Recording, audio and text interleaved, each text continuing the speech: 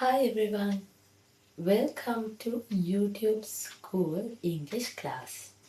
අපේ ඉංග්‍රීසි ක්ලාස් එක ඇතුලේ මේ දවස්වල අපි විශේෂ මාතෘකාවකුත් කතා කරගෙන යනවනේ. ඉතින් මේ දවස්වල හැමෝම කතා වෙන මාතෘකාවක් ගැන ඔයාලට අත්‍යවශ්‍ය කරන පණිවිඩ කීපයක් ලබා දෙන්න හිතුවා. දැන් modules ගැන තමයි මේ දවස්වල හැමෝම කතා වෙන්නේ. So what is a module? Module එකක් කියන්නේ මොකක්ද? What is a textbook? Textbook එකක් කියන්නේ මොකක්ද? දැන් අපිට මෙච්චර කල් තිබුණේ අපේ 2015 ඉඳන් ලංකාවේ එන විෂය නිර්දේශයට අනුව අපේ දරුවන්ට අපි ලබා දීලා තිබ්බේ ටෙක්ස්ට් බුක්ස්.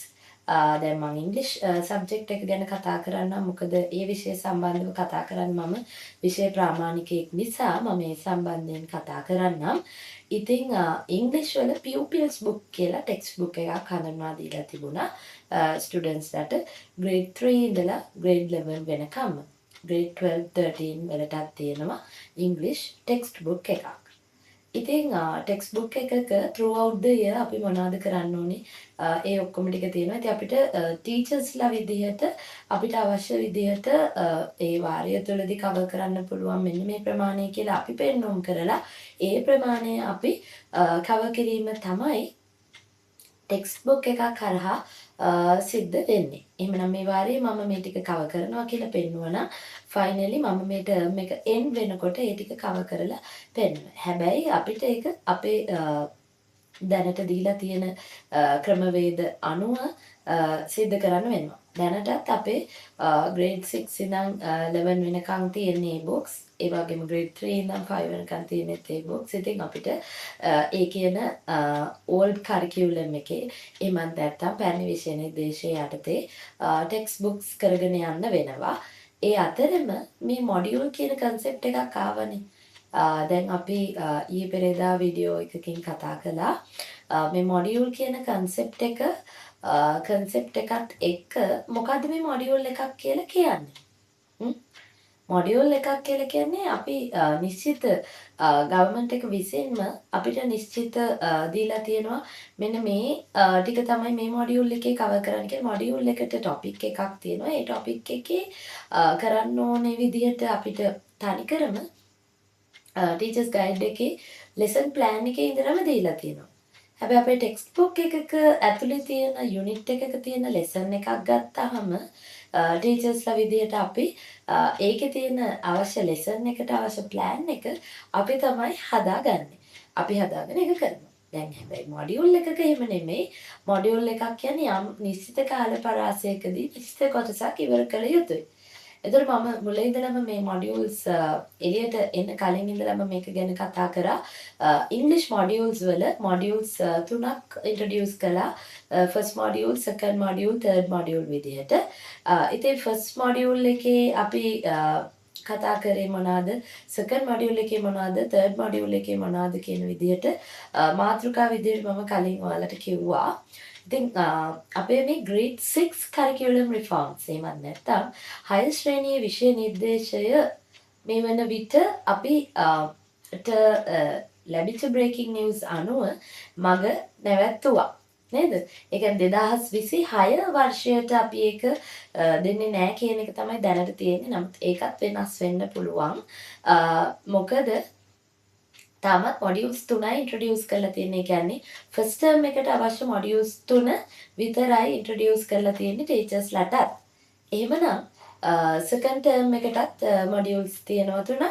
තර්ඩ් ටර්ම් එකටත් මොඩියුල්ස් දෙන්න ඕනේ 3ක්. එතකොට තමයිනේ අර එක මොඩියුල් එකකට එක ක්‍රෙඩිට් එක ගන්න එන විදිහට තමයි ක්‍රෙඩිට්ස් 3 හැදෙන්නේ අපේ දරුවන්ට. ඉතින් මෙතනදි මොකක්ද වෙන්නේ?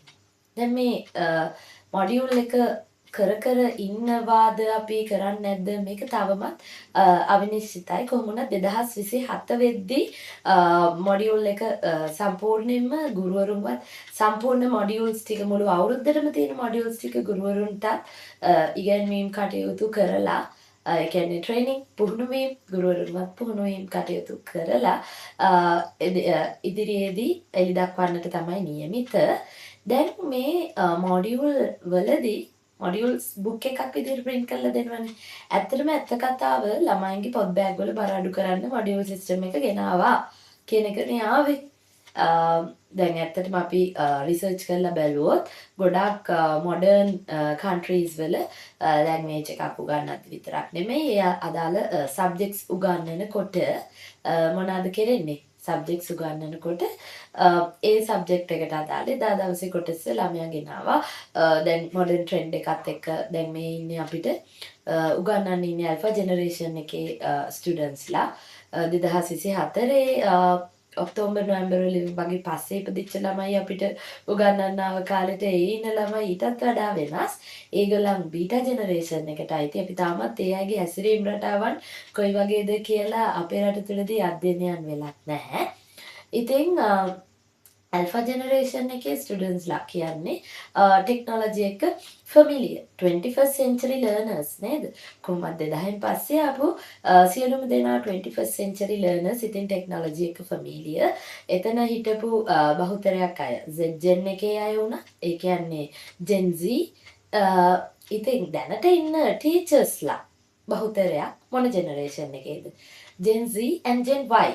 දැනට ඉන්න ගොඩාක් well experienced teachers ලා කියන්නේ 30 years 35 years experienced teachers ලා දැනට තාමත් field එකේ ඉන්න අය ඉන්නවා. එතන ඉන්න teachers ලා ගොඩක් වෙලාවට X generation teachers ලා වෙන්න පුළුවන්. ඉතින් ඒ අය සමහර විට ටෙක්නොලොජිත් එක්ක ෆැමිලියර් නැති අය ඉන්න පුළුවන්. හැබැයි දැන් එයාලගේ දුවලා පුතාලා එහෙම ගොඩක් අය පිට රටවල් වල එහෙම ඉන්නවා නම් ඒ අයත් මොබයිල් ෆෝන්ස් යූස් කරලා ඇත්තටම ලැප්ටොප්ස් යූස් කරලා කම්පියුටර්ස් යූස් කරලා ඒ අයත් එක්ක කතා බහ කිරීම, ඒ අයට මෙසේජස් යැවීම මේ වගේ දේවල් සිදු කරන නිසා Gen X එකේ ඉන්න අයත් ටෙක්නොලොජි එක ෆැමිලියර්. හැබැයි අපි කවුරු X generation එකේ ටීචර්ස්ලා, Y generation එකේ ටීචර්ස්ලා, Z generation එකේ කියන්නේ generation Z ටීචර්ස්ලා ඔක්කොමලා ටෙක්නොලොජි එක කොච්චර ෆැමිලියර් වුණත් හරි අපිට වඩා ඉස්සරහින් ඉන්නේ දැන් අපිට ඉන්න ස්ටුඩන්ට්ස්ලා right. ඒ කියන්නේ අපිට ඉන්න මේ alpha generation students ඔක්කොම අපිට වඩා ගොඩක් ඉස්සරහින් ඉන්නේ. ඒ අයට මොබයිල් ෆෝන් එකක්, ලැප් එකක්, කම්පියුටර් එකක් අතට එනකොටම ඒගොල්ලන් ඒක ලැන්ග්වේජ් එක ටයිප් නොකර වොයිස් එකෙන් අරගෙන හරි දෙයක් කරගන්න ඒ අය දන්නවා. ඒ නිසා මේ ටෙක්නොලොජි එකත් එක්ක ඉස්සරහට යන්න අපිට අනිවාර්යයෙන්ම මේ මොඩියුල් සිස්ටම් එක ගොඩක් හොඳයි කියන එක අපේ අදහස වුණත් මෙතනදී පොඩි ගැටලුවක් වෙලා තියෙනවා. මොකද්ද කියලා කියනවා නම් මේ අපේ රට තුළ මේ මොඩියුල්ස් කියන එක සෑදීමේදී මේක NIE එක එහෙම නැත්නම් National Institute of Education එකේ පැනල් එකක් හරහා තමයි මේක සෑදීම සිද්ධ වෙලා තියෙන්නේ. එතකොට පොත print කරලා තියෙන education publication එකෙන් ඉතින් මේගොල්ලෝ හදලා මේක publish කරන්න යනවා. ඒක හරිය education ministry එකෙන් තමයි මේ හැම එකටම අවවාද උපදෙස් දෙන්නේ. ඔය දුන්නට මොකද වෙලා තියෙන්නේ මේ ගොඩක් වෙලාවට මේ අවුරුදු මම এডুকেෂන් ෆීල්ඩ් එක ඇතුලේ දැන් අවුරුදු 10ක් 15ක් තුල දකින දේ තමයි අපේ මේ කියන මිනිස්ට්‍රීස් අතර ලින්කේජ් එකක් නැහැ. මේ ලින්ක් එක නැතිවීමත් සමග තමයි මේ කියන ප්‍රශ්න ගොඩාක් ඇති වෙලා තියෙන්නේ. එහෙමනම් මම ඉංග්‍රීසි මොඩියුල් එක ගැන ફોකස් කරලා කතා කරන්නම්. මම මොකද ඒකේ බුක් එක ඒ කියන්නේ මොඩියුල් බුක් එක මොඩියුල් මම දැන් කතා කරේ මොඩියුල් 1 2 3 ඔක් තුනම එකට දාලා තමයි දැනට අපිට එන්න තිබුණු පොත print කරලා තිබුණේ. මොඩියුල් බුක් එක තුනම එකට දාලා. හැබැයි ළමයින්ගේ බෑග් එකේ බර අඩු කරන එක නම් මෙතන ફોකස් එක මොඩියුල් 3 අපිට වෙන වෙනම දෙන්න තිබුණා. මොඩියුල් 3 අපේ ස්ටුඩන්ට්ස්ලාට අපිට වෙන වෙනම මොඩියුල් 1 එක වෙනම ටියුට් එකක් විදිහට ක්ලාස් වල දෙන්නේ ළමයි එහෙම ආසයිනේ.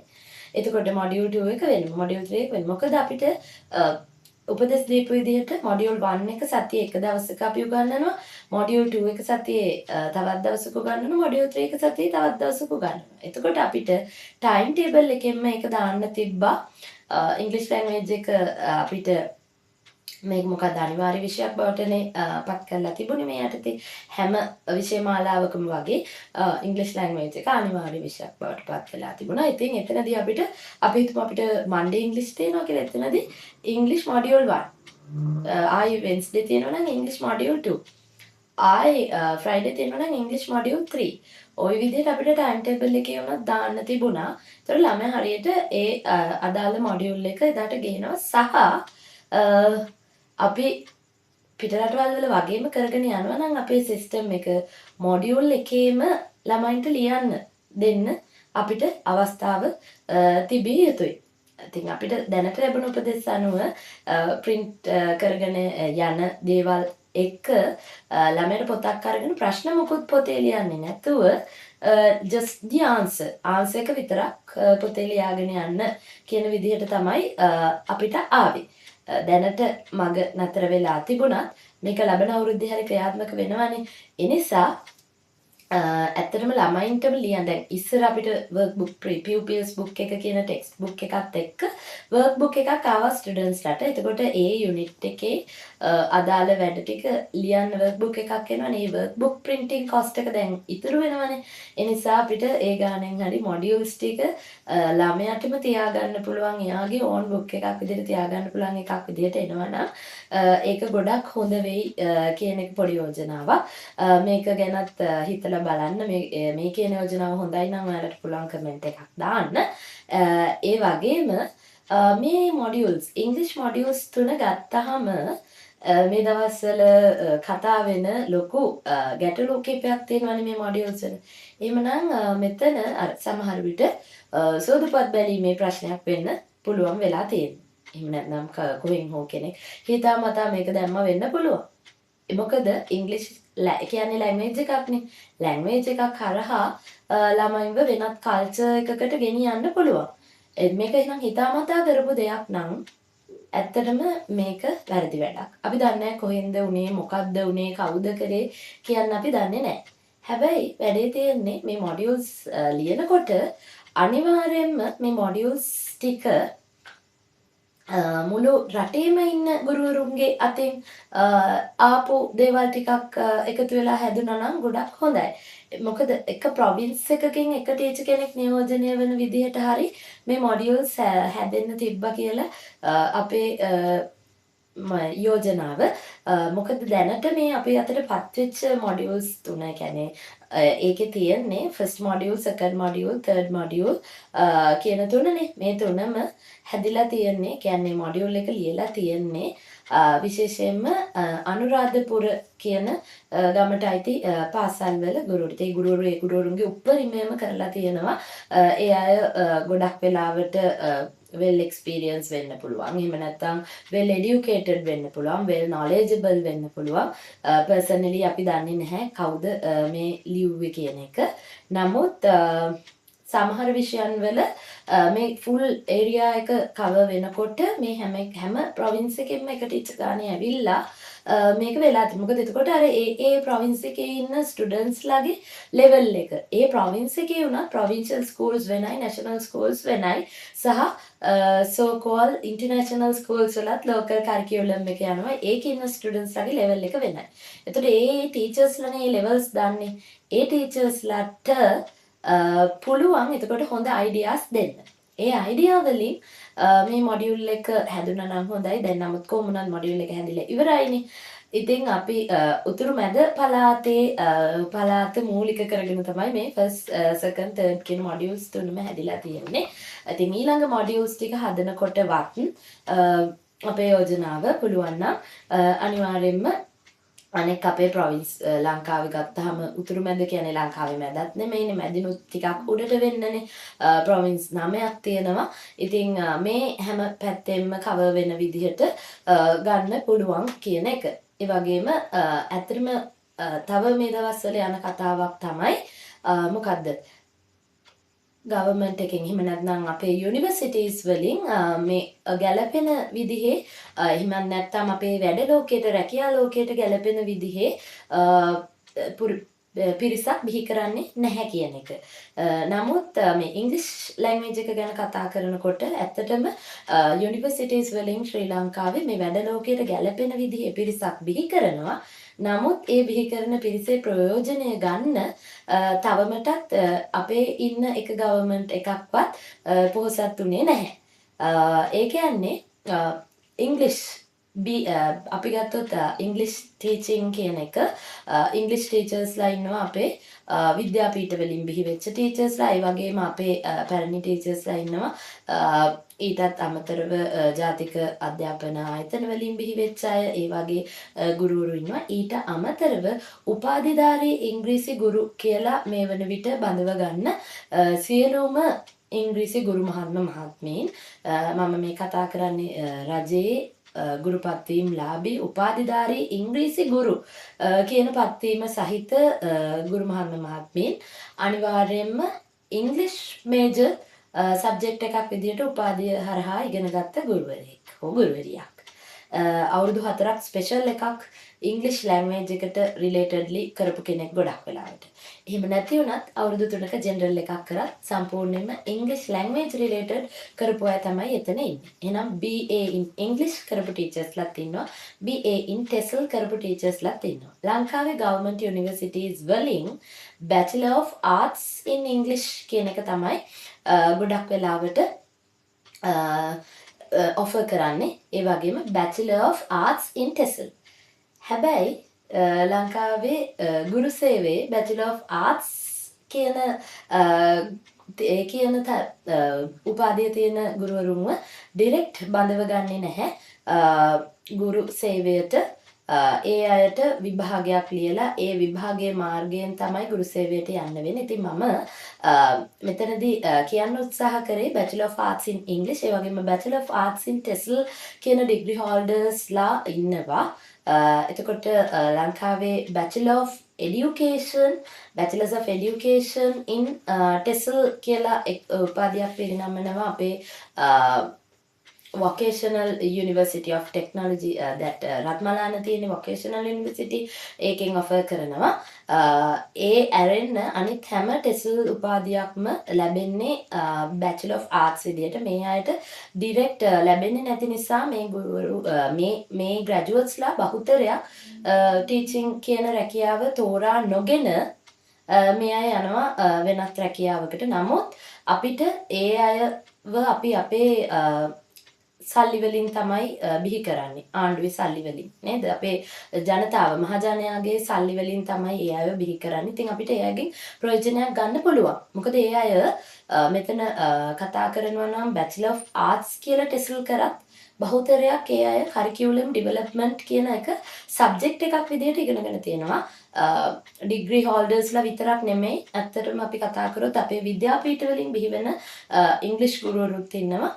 ඒ අයත් බහුතරයක් මේ විෂයමාලාවක් හදන්නේ කොහොමද?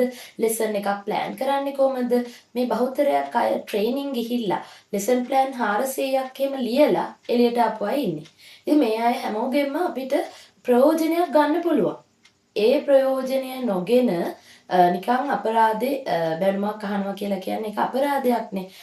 එතකොට අපි අපේ මහජනතාවගේ සල්ලි වලින් ඒ කියන උපාධිධාරීන්ට ඉගෙනනවා නම් ඒ වගේ අයගෙන් ප්‍රයෝජනයක් ගන්න ඕනේ. ප්‍රයෝජන ගන්න නම් අපේ කියන මේ මිනිස්ට්‍රීස් ඔක්කොම ටිකට ලින්ක් එකක් තියෙන්න ඕනේ නේ. ඒ කියන්නේ මිනිස්ට්‍රි වලට අමතරව අපේ NIE එක මේ ඔක්කොමත් එක ලින්ක් එක තිබුණත් ඒ ලින්ක් එක හරියට ක්‍රියාත්මක වුණේ නැහැ මෙතුවක් කාලෙකට. මොකද මම මේක හොදාකාරවම දන්නේ අපි 2014-15 ඉඳලම මේ ලින්ක් එක ගැන සෑහෙන්න හොයනවා. නමුත් තවමත් මේකට පිළිතුරක් ලැබිලා නැහැ. හැබැයි ඒ අයගෙන් අපිට ලොකු ප්‍රයෝජනයක් ගන්න පුළුවන්. එනිසා අර එක් පළාතක ගුරු මණ්ඩලයකට පමණක් සීමා නොවි එකම ආකාරයෙන් ඒ කියන්නේ මොකද ඒ පළාතේ දරුවන් හිතන විදිහ විතරක් නෙමෙයිනේ අනිත් සියලුම දරුවන් හිතන විදිහ අනුව හිතලා මේක කරන්න ඕනේ. ඒ වගේම ඊළඟට අපිට ඉන්න මේ සෝදුපත් බැලීම පැත්තෙන් උනත් සියලුම දේවල් නිසි ලෙස සිද්ධ වෙන්න අවශ්‍ය කරනවා. ඉතින් ඒ නිසා මේ කියන වැරදි අඩුපාඩු ටික වෙන්නේ නැතුව අපිට ඊළඟ මොඩියුල්ස් 6වත් හැදෙන්න පුළුවන් නම් මේ මොඩියුල්ස් වල තියෙන වැරදි අඩුපාඩු ටිකත් ඒ විදිහට හදා ගන්න පුළුවන් නම් ඇත්තටම මේ මොඩියුල් සිස්ටම් එක අපේ රටට ගොඩාක් වටිනවා. අපේ ඉන්න දරු පරපුරට ඒ කියන්නේ අපේ අනාගතය අපේ රට මේ අපේ රටේ අනාගතය බාර ගන්න ඉන්න දරු පරපුරට මේක ගොඩක් වටින දෙයක්. ඒ නිසා මේ මොඩියුල් සිස්ටම් එක කොහොම හරි ඉම්ප්ලිමන්ට් කරගන්න ඕනේ අපි. හැබැයි තියෙන අඩුපාඩු ඔක්කොම නැති කරලා.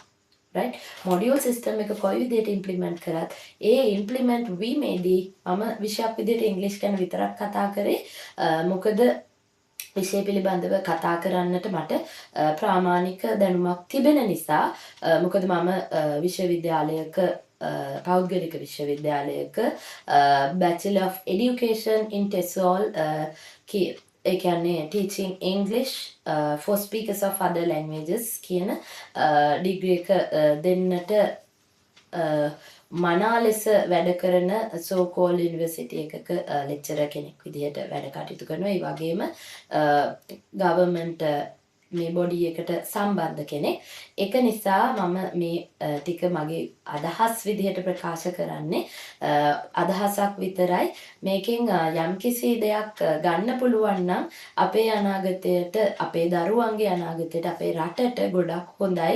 ඇත්තටම අර 6 වසරට එන්න හිටපු දෙමාපියෝ අලුත් විවිධ පොත් තියෙනවනේ. ඒ කියන්නේ ව්‍යවසායකත්ව, අධ්‍යයනය, මූල්‍ය කළමනාකරණය, ඔය වගේ සබ්ජෙක්ට්ස් වල පොත් දැක්ලා හරි ආසාවෙන් ඉඳලා තිබ්බේ. නමුත් ඒක නැති වෙනකොට කොහොම යායට ගොඩක් දුක හිතිලා තියෙනවා.